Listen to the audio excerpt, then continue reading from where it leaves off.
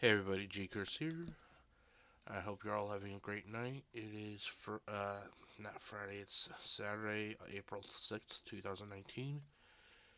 And before I get on to the main video that you come here to watch, I thought do a little rant or give my thoughts, whatever you want to call it. Uh, if you went to my UMHQ Facebook page, which is about Unsolved Mysteries, you would have probably noticed that all the videos I worked hard to upload for all you great people were basically removed.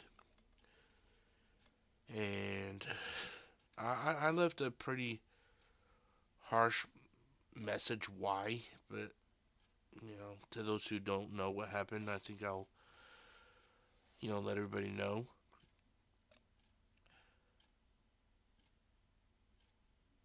A few nights ago, I received an email when I was in bed getting ready to go to sleep, so I got on my checked out my tablet, and it was from Facebook. To put it bluntly, James or John Cosgrove and Dave Muir, or whatever the fuck his name is, they basically pulled the bully card and bitched to Facebook, in which Facebook basically punished me, basically saying that, uh, you know, these people are mad. If you don't want to be sued into oblivion, take off your videos. And I apologize for the sniffles. I been dealing with a cold the last few days, so.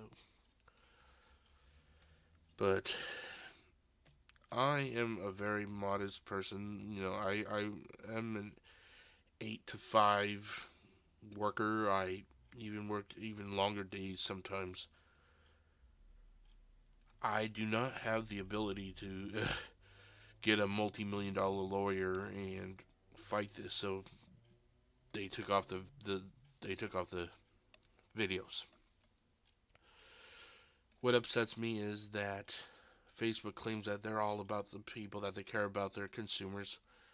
They're the richest company, one of the richest internet entities in the world, and yet they roll over for something that I feel is totally bullshit. This isn't the first time Cosgrove and Muir have been dicks to somebody. Uh, After, I guess, I don't know how Viacom got in on it, but I remember when I had my library of Unsolved Mysteries episodes posted on YouTube, and it was known as the Great Unsolved Mysteries Purge of, I think it was like 2012 or 2011. But anybody who had Unsolved Mysteries posted on Facebook, basically, they were all taken down, and I honestly do not really understand why. It's like they, from what I've heard, that their cop out is, well, it's the it's the, oh god, I can't even remember the correct term, but apparently this property belongs, oh, the guilds, it's the guilds that, anyway, that's Cosgrove and Muir's uh, whole thing, is that it's the guilds that they can't let people post it because of the guilds. And to me, I feel that is a fucking cop out. Hold on 1 second, I gotta blow my nose. I'm gonna mute my mic.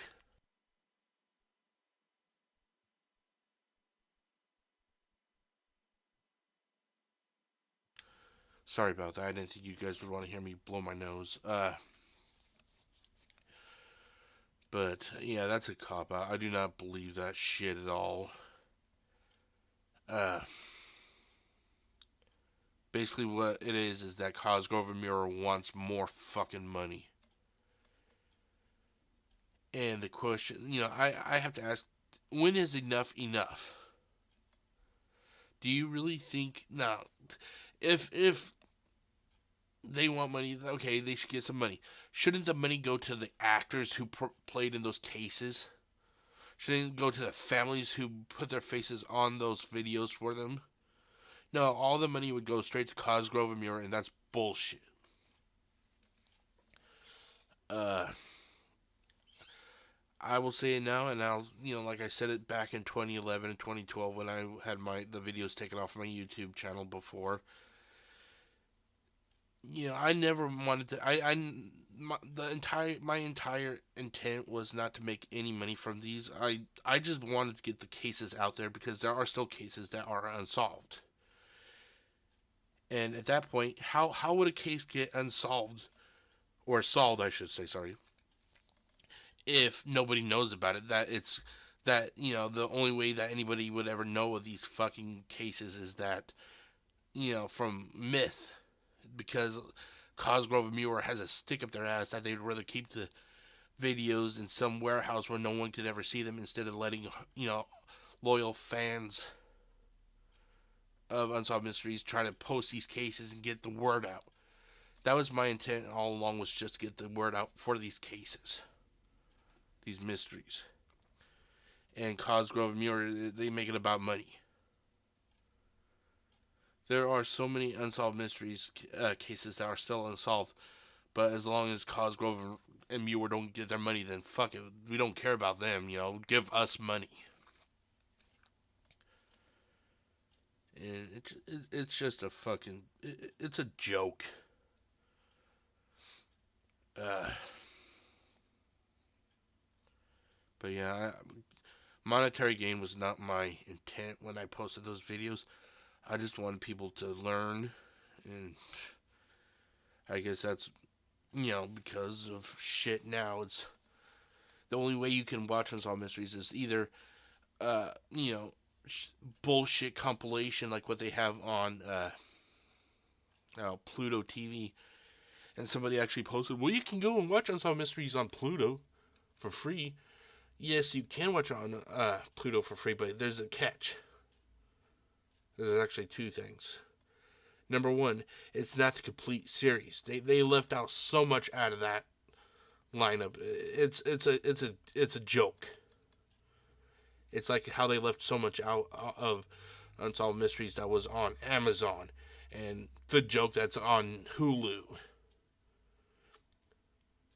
I have a shit ton of those cases that are not on the Pluto or Amazon or Hulu platforms.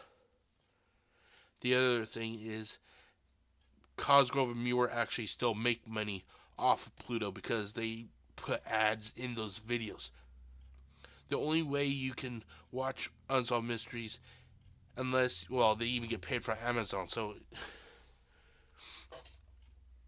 is that you watch, those platforms, Hulu, Amazon, Pluto, or YouTube, and you get fucking commercials crammed down your throat.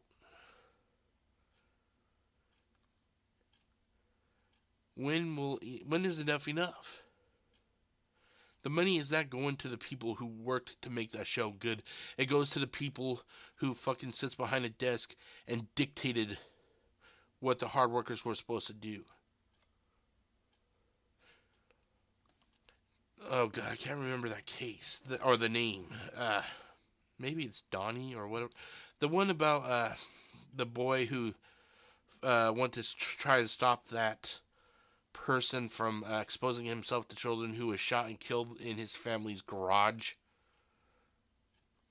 Do you think that family is going to get any of this money from, these ads that Cosgrove and Muir have placed, on these videos? Fuck no. Do you think the crew of the Casey Nicole or the crew of the Sarah Joe, do you think their families are going to get any of these profits? Fuck no.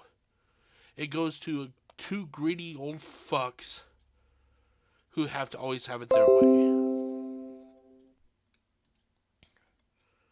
That is basically how it is. And it's sick. It's sick that for nearly 30 years, these people are still wanting profit from something that they already profited off of.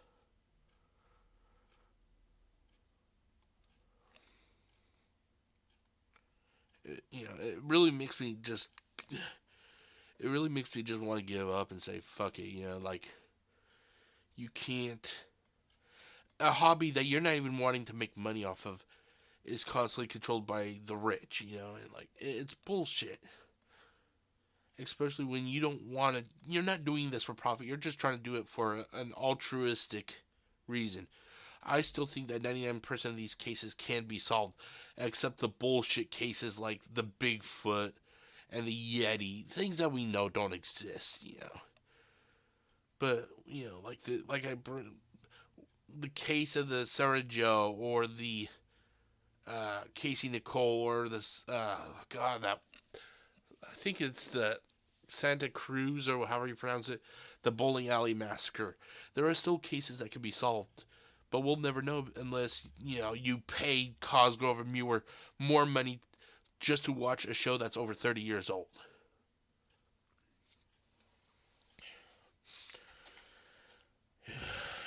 I'm just down, like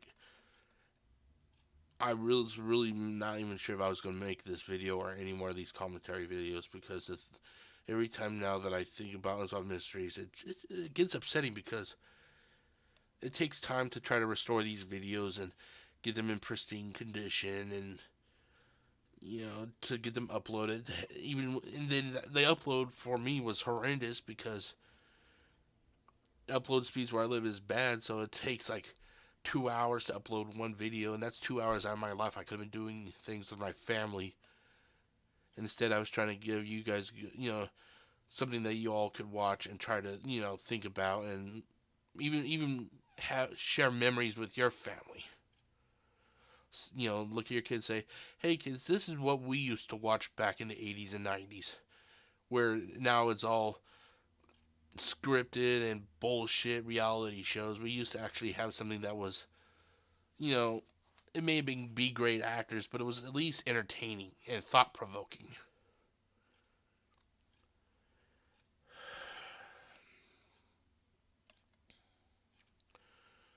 Okay, but yeah, that's just so. If you're curious about what happened, I'm not sure what's going to happen with the UMHQ channel.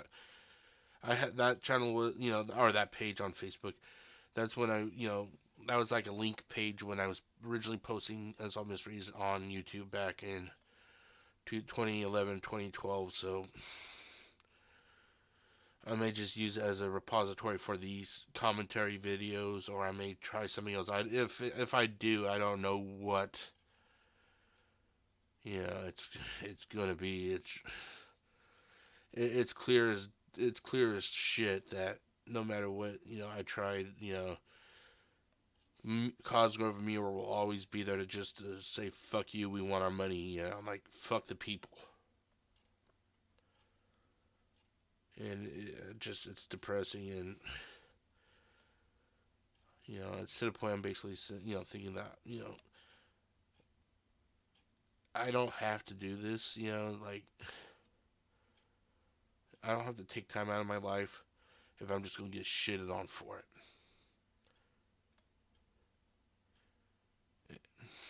Anyway, okay, let's continue, shall we? Okay. Now, on to the vote for the this commentary video. I just want to say thank you to the people who voted. This time we had 7 votes, and it was 3 more than the previous vote. The last contest was we had 4 votes that were posted. This time we had 7, so I want to say thank you to everybody who voted. And I will give you each thanks in a second. The choices for this commentary video was, what would you rather want to see, the crew, the case of the Sarah Joe, or spontaneous human combustion? And with a whopping 86%, the people voted for the crew of the Sarah Joe, and 14 voted for spontaneous human combustion. So I just want to say thank you. Okay, now I want to say thank you to. I'm going to say thank you to everyone. So don't think that just because you voted for spontaneous human combustion that it doesn't matter. I'll say thank you to you also.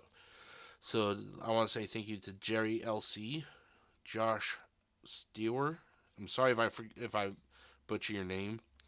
Alex Hoffman, Francisco J. Luke, Betty Jean Harris, and John Gorey.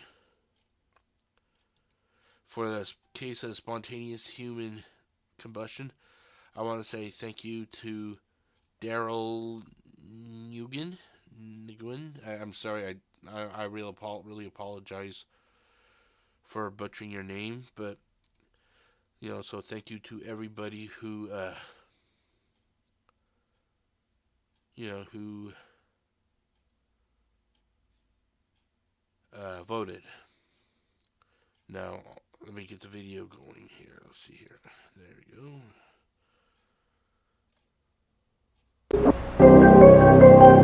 Okay, just a quick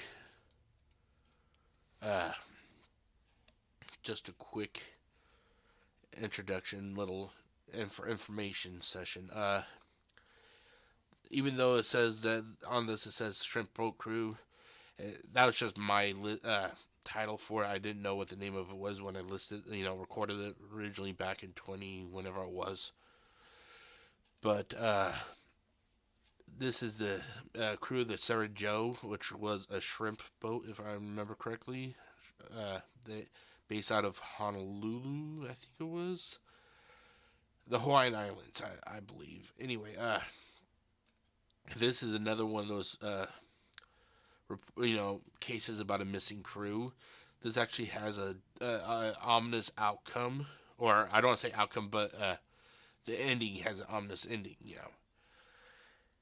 And this is also one of my favorite cases. So, and I apologize as always about the quality. This was recorded from PlayStation 3, so the quality isn't that good. But let's get started, shall we?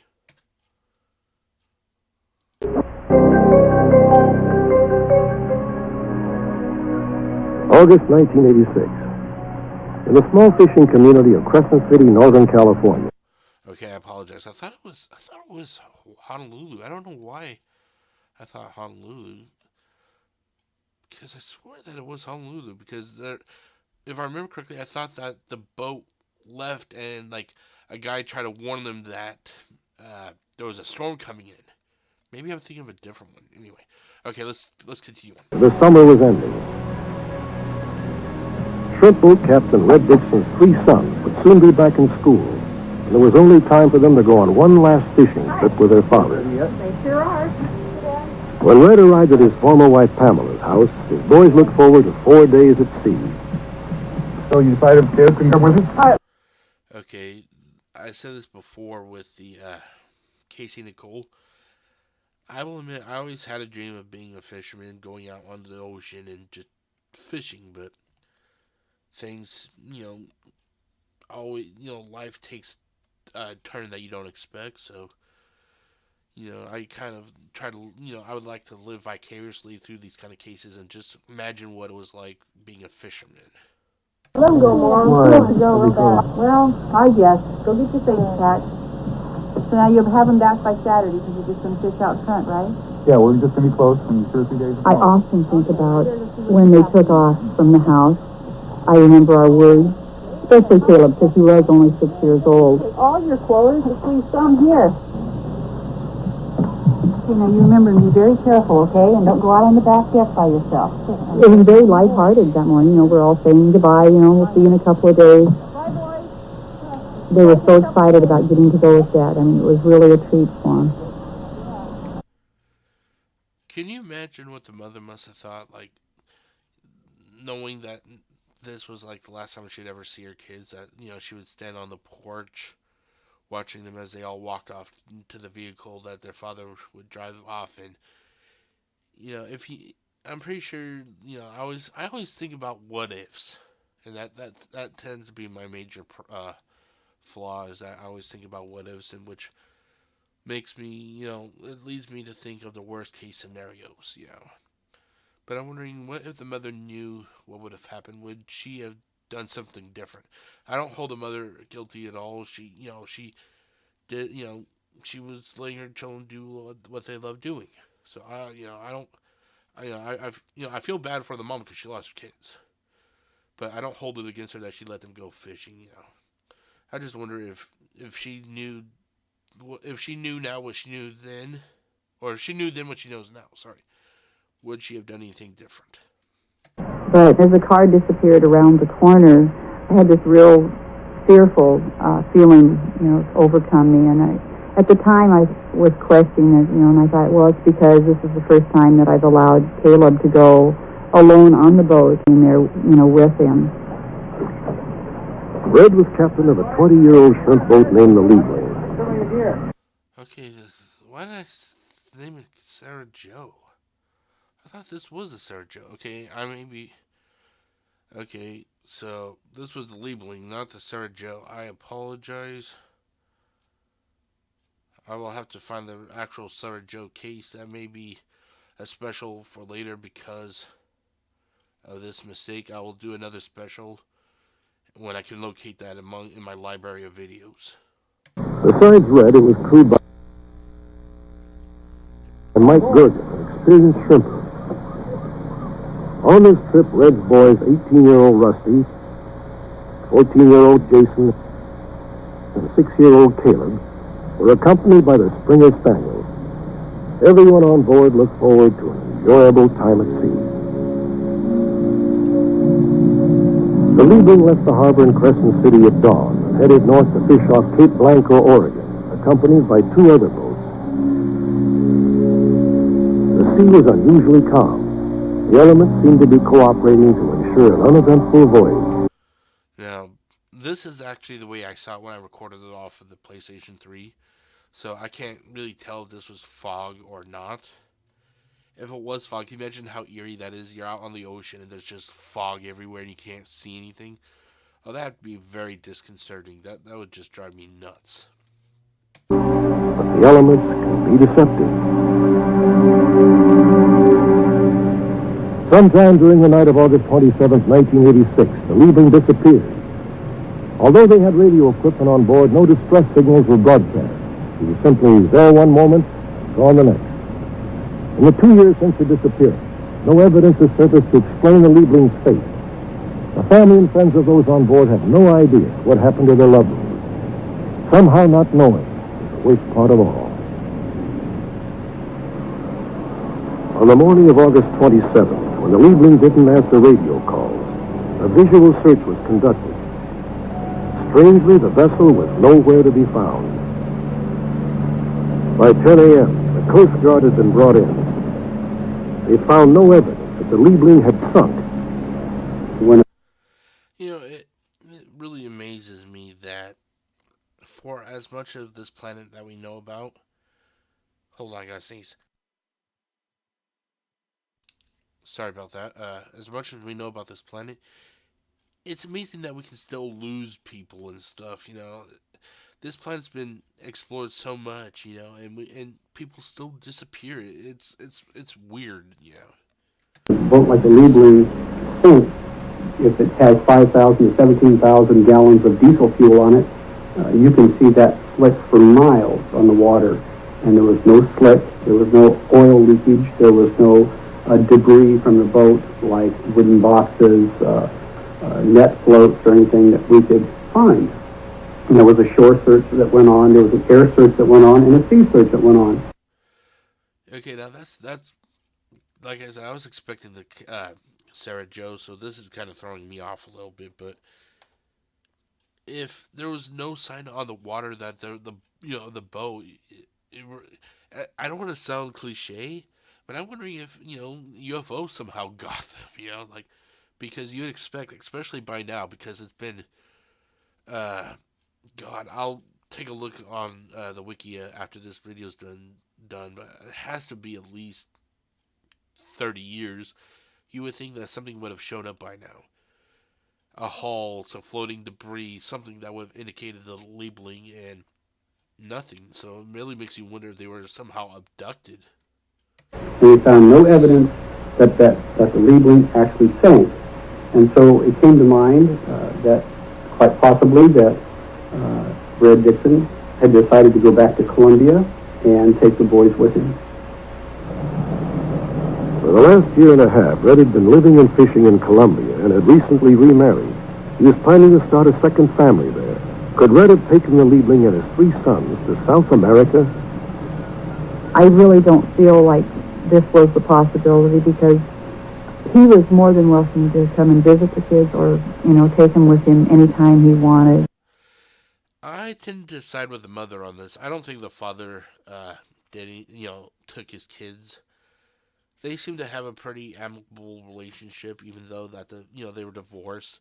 I don't think the father would do something like that could jeopardize the chances of him being, able to see his kids, because once you kidnap your kids, if the law catches you, odds are you're never going to be able to see your kids again. I don't think that this is the type of father who would kidnap his kids like that. And if I remember correctly, I think there's other workers on that ship. I don't think that those workers would willingly just give up their lives either. So yeah, I don't think kidnapping was, at least from the father, I don't think he was responsible for kidnapping his kids. I don't think he kidnapped his kids at all. While it is conceivable that Red might have abducted his children, it is unlikely that First Mate Mike Gergen would have left his family behind. That's what I was just talking about. My husband was right in the middle, and they would have had to have killed him because he would have not have gone along. He's got 3 children of his own. He wouldn't run off with him. There would be no motive. Fred and I was alone the last night. We stayed on the Liebling till 2 o'clock in the morning, and we just sat and talked about just life in general. And I know if Fred was going to do that, he'd say something about, well, if you don't hear from me, don't worry about it for a while, or something. I wish I could believe that he is halfway in Colombia, but there's too many things that prove that he isn't. Yeah, going back to, like I said, this is a rather large fishing ship. I know it's not like a freight. I don't even know what the correct term is. I know it's not like those huge freighters. But I mean, you would think that if after all this time a net would have surfaced or something that would have identified where it came from. I honestly don't think that. I know I sound that batshit crazy when I say this. I just don't think they're even on this planet anymore. I'm not talking about death. I'm talking about literally physically wise. I don't think that they're here anymore. The night before the Liebling vanished, E.J. Cole, a fisherman sailing with the Liebling about 5 miles behind, talked to Mike Gergen on the radio. Mike told him to beware of a tugboat in the area. DJ, keep an eye out there. You got a tug and a barge coming your way. Yeah, okay. I'll keep an eye out here for us. If the Liebling was hit by that barge, the tug probably wouldn't even know it got hit. It would go under in seconds. The weight ratio is so different that it would be like hitting a log, or it'd be like bowling over a matchbook. Okay, even if it did get hit, we would still have seen there would have been debris if the ship got hit, took damage, and splintered. If the Liebling had collided with a barge, why was no debris found on the ocean surface? Thank you, Robert. That's what I was just saying. One afternoon, a fisherman named Troy Voigt might have run into the only major clue to the Liebling's fate. One day in September of 1987, his net snagged on an obstruction 700 feet below the surface. An experienced fisherman, Voigt is certain that the object had not been there prior to the Liebling's disappearance.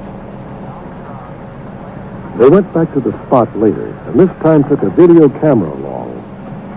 About a month later, we were back in the same area, and we hung up again on the same obstruction. And when we got loose, we had a net hanging off our net, and this was a shrimp net. Shrimp net. It occurred to me at that time that the Liebling had gone down in that summer, and that very well could be what the boat was, or the object that was on the bottom. At that point, I knew it had to be a boat because of the net and the fact that it was such a solid object on an area that was generally clean. Okay, so if that was the net that belonged to the Liebling. Where's the ship at? So it makes you wonder. There's the shrimp net we caught. See, if I can get a close-up here, you can see how small the mesh is there. I've looked at the net since then, and it was the spare net off the Liebling. And we sold him the net off the boat that I worked on. Does the Liebling lie 700 feet below the ocean surface? The icy, turbulent waters of the North Pacific prevented a close examination of the ocean floor. It just seems like your hope stays on there alive until you have some proof of what happened.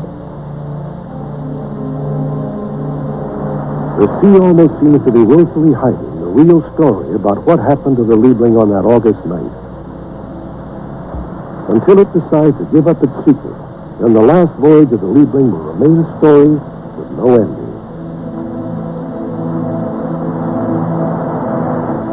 Red Dixon, Mike Durgan, and Red's 3 young boys. What could they be? If anyone has any new information concerning the Liebling's disappearance, please call our toll-free number, 1-800-876-5353. Okay, that is it for that case. Okay, let's go back to the Wikipedia. Okay, because I'm really still curious about the Sarah Joe, so. But let's look up the Liebling. Liebling? Is that how that was spelled? I can't recall. Oh, L-I-E. Yeah, L-I-E. Yeah. Okay, so I'm not sure if you can really see it. I apologize if you can't, but this is a picture of Red Dixon. Red Dixon. One of his 3 sons, Rusty, Jason, and Caleb Dixon, and then Mike Gorgon, another crew member. Okay, they went missing apparently on August of 1986. So yeah, it's been about 30 plus years by about now.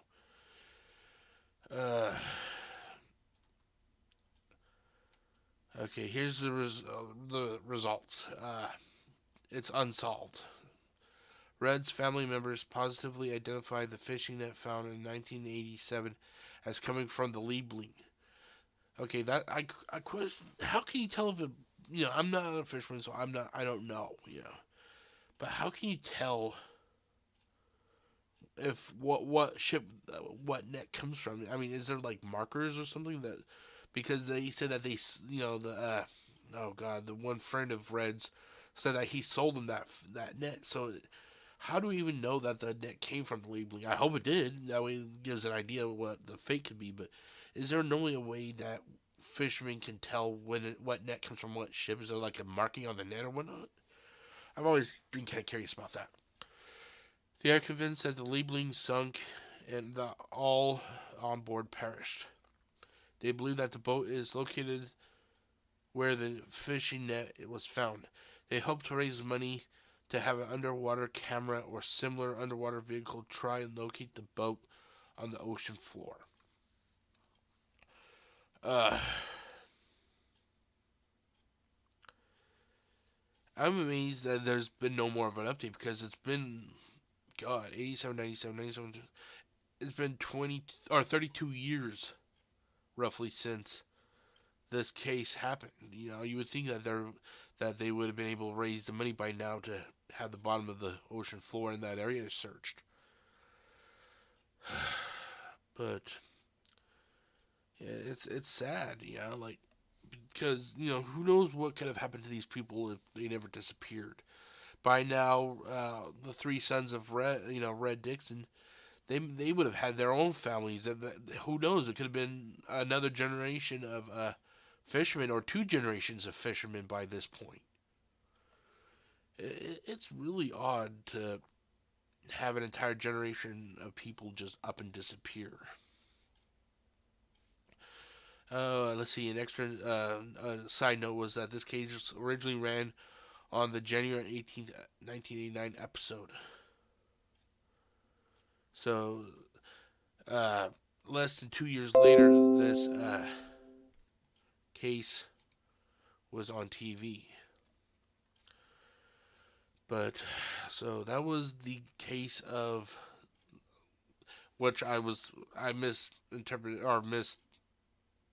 I thought wrongly. I thought this was the Sarah Joe, but it's not, and I apologize.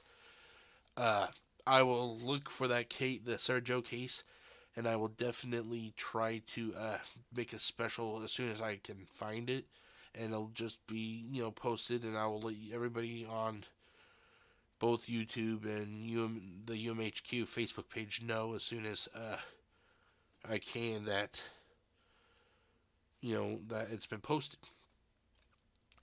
Okay, now on to let's see here. I think it's here. Yep. Okay, now on to next week's Unsolved Mysteries. Okay, as always, there's gonna be two choices, and this is where, as always, you get to vote to see which is the next case. Okay. Okay, here's an interesting one. How about option number 1 is the Connecticut River serial killer. Now, if I remember correctly, I think this is the guy who he killed a lot of people along the I think it was like a highway killer. I may be wrong though.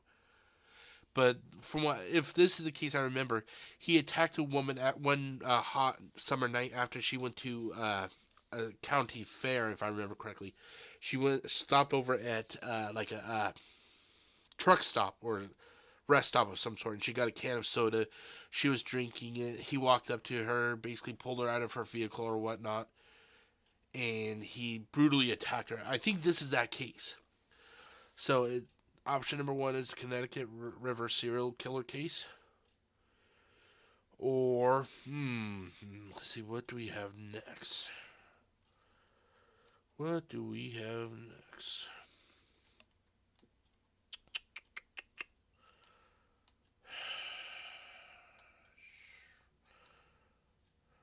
How about